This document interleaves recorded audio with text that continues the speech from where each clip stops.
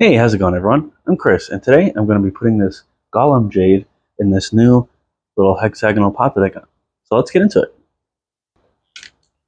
Okay, so first things first, we're going to have to get rid of all this organic soil here so that we can replace it with our bonsai mix. And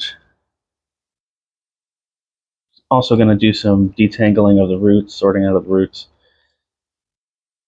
while we're at it. See if we can get a bit more trunk exposure as well.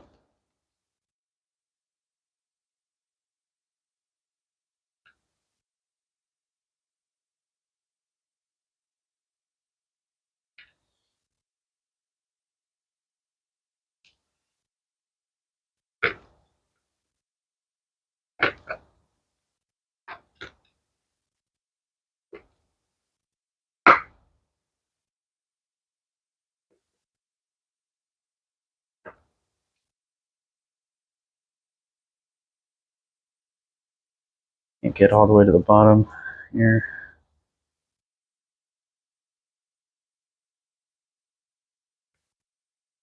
Find the bottom of the plant, see if it was a cutting or an actual seed grown plant.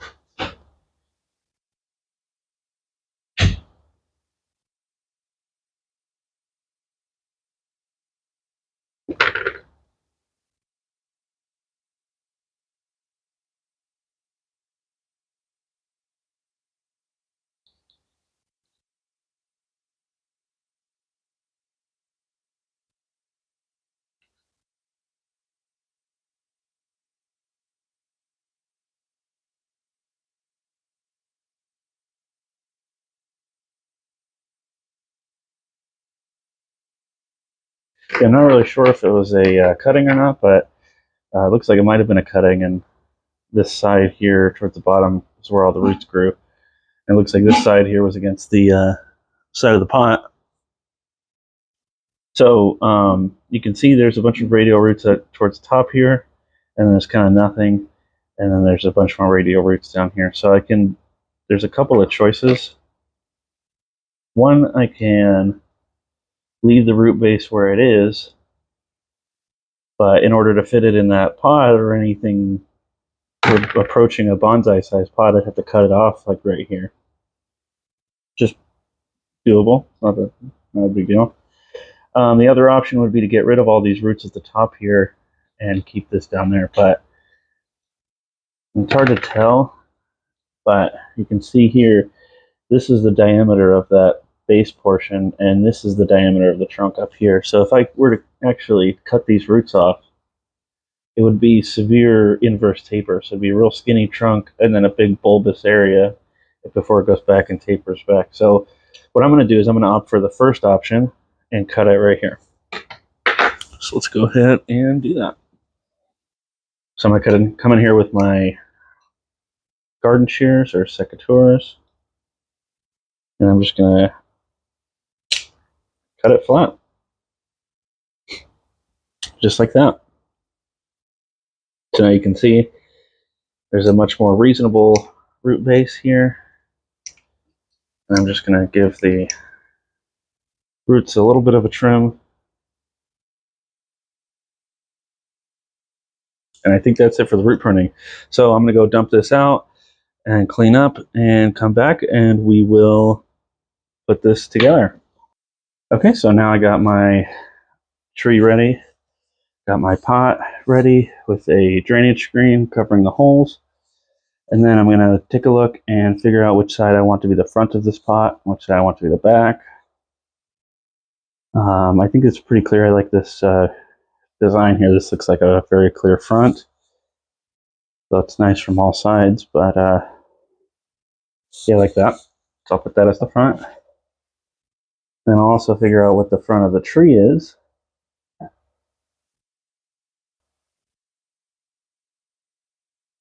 So I think this is probably somewhere around there is probably the best front. But there's this big branch here that's kind of blocking the view. And the reason why I think this is the best trunk is because you can see there's a branch on either side and the apex, and I can kind of tilt it up a little bit forward so that the trunk leans more towards the tree, towards the viewer, and then I can trim these back down so they're not competing so much with the apex. But this here, I think, has got to go. But yeah, if you see, like from this angle, all the growth is kind of going off to the left, so it kind of looks like a weird kind of lopsided tree. From here,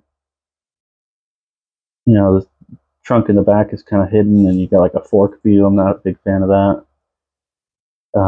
And then from here, you got the opposite side as the other one, where everything's kind of going to the right. So it has this lopsided view. So I think this is the front that I'm going to choose, and then I'm going to go ahead and take this back here. So take off the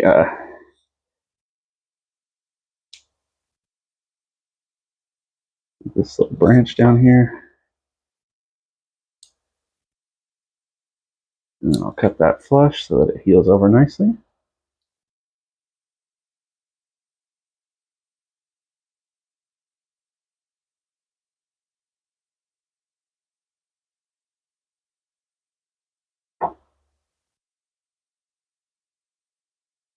I'm actually going to take this little knob back as well, so it's not sticking out as much.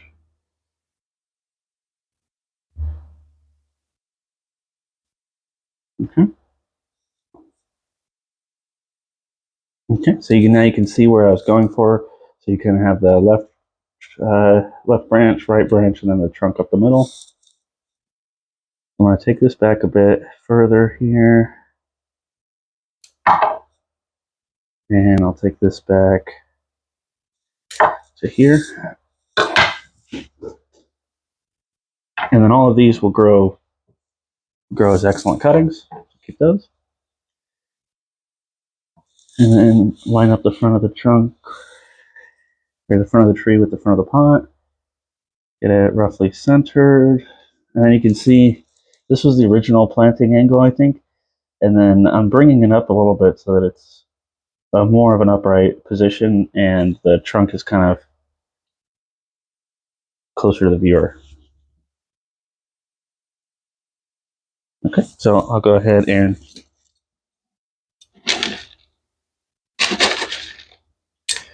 get a little bit of soil on the pot here at the bottom, so hold the screen down.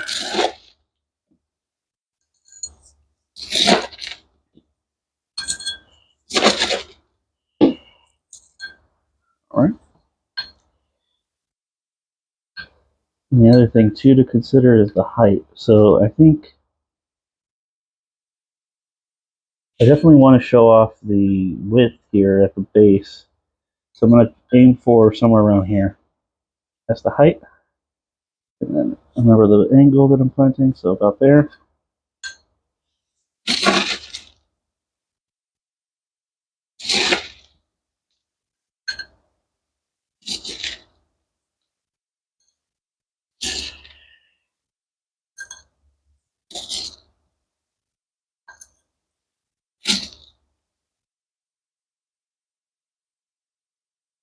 And this is my standard bonsai mix. It is roughly 50-50 turfus and pumice, and the rest is a little bit of perlite.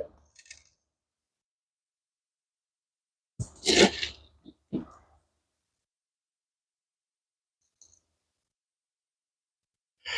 it's kind of holding up in the pot. So I can on with the handful instead of the small spoon.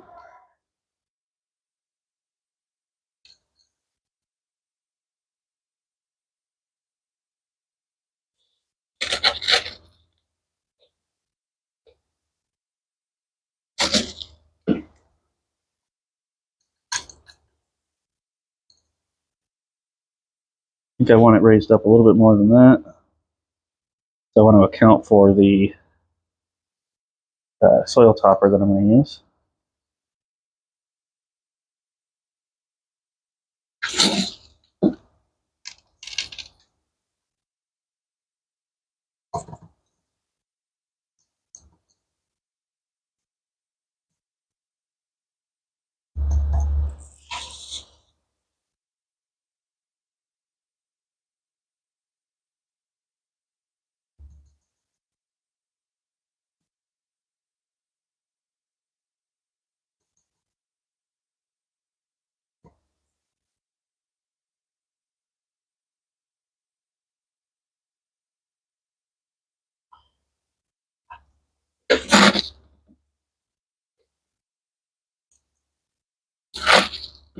Okay.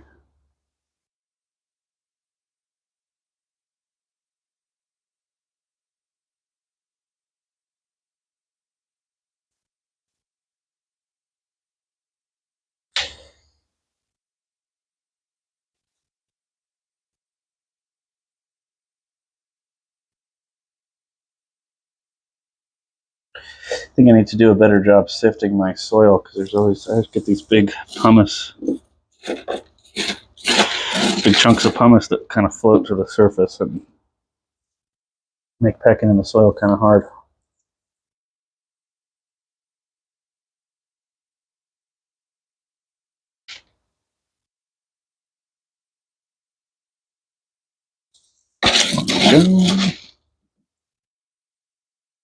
Okay, and now I'm going to just get a little poking tool so I can get the soil into all the air pockets. So this does a few things. The first thing it does is it removes any air pockets, which keeps the plant more stable, obviously. And if there's air pockets, obviously there's air in those air pockets, which is not good for soil to be in contact with large amounts of air for extended periods of time. And then it's also not getting water. It can also fill up, those air pockets can actually fill up with water, and then your roots are sitting in standing water essentially, and that's not good either. So it kind of does three different things. It makes the planting more stable. It also prevents it from overwatering and prevents it from underwatering.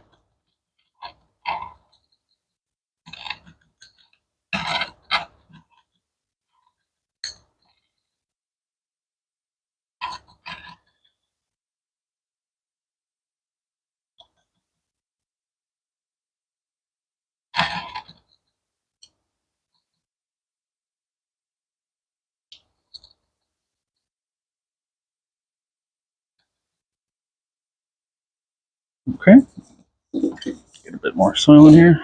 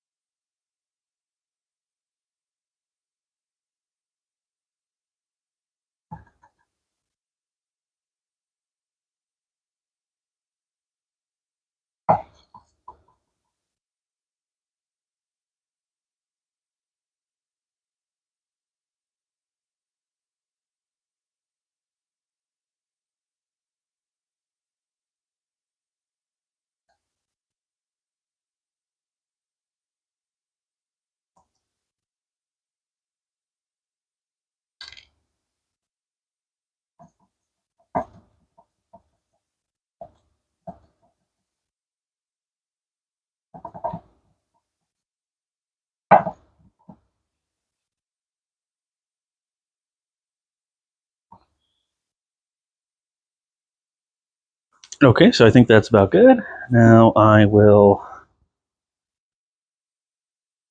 come back in with some soil topper and finish this off.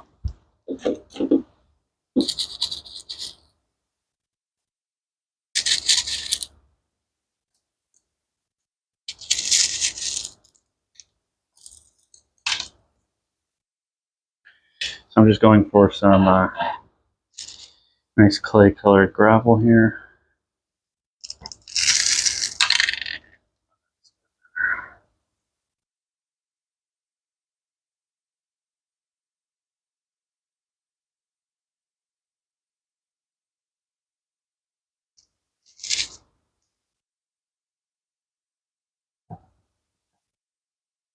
A lot closer to the color of the trunk than I anticipated, but I think that actually helps it out. I think that actually makes it look nice. Makes sense. Looks like it evolved to grow in this type of rock. All right, so I'm going to clean up a little bit. We'll come back and give you a close-up 360 view of the new tree. All right, so here is the finished tree. And if you like this video, you want to see updates on this tree and others in the future, don't forget to like the video, comment, subscribe, turn on the notifications so you get notified when I post new videos and all that kind of stuff. All right, thanks for watching, everyone. Hope you enjoyed. See you next time.